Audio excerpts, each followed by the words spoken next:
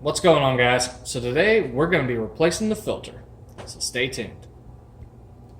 Okay, so with your tray on your Shark Ion out, now this is an 850, it's similar for the 750 and some of the other ones.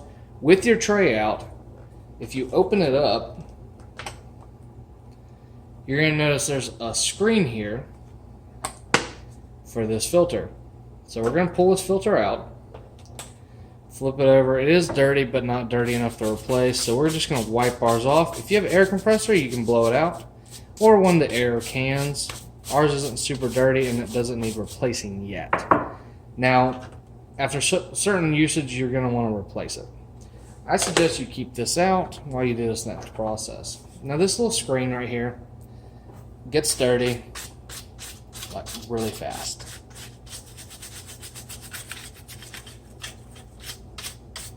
Go ahead and clean all that out. Dump it out on your table. Close it up.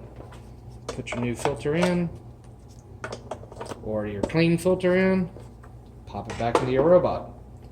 Now, I want to show y'all how dirty that was. That was really dirty, and it didn't seem that dirty. So, make sure you do regular maintenance on your robot vacuums.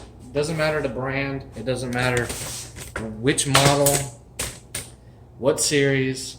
Do maintenance on them and you will thank me for years to come, because these robots are awesome. Yes, they are clumsy. Yes, they get tangled up in things. They will piss you off. But once you learn them, learn where to put the hidden barriers, what they can and cannot do, how long they will run, how long until you need to clean them out. These things are awesome, guys. Do the maintenance on them, they'll last forever. Obviously, it's an electronic device. Things happen, they break, but for the money you pay for it, it's honestly worth it. And if you learn how to repair them, you can keep them going for a long time. So with that being said, if you want to learn how to fix these, make sure to hit that subscribe button, guys. I am going to be making content on how to repair these.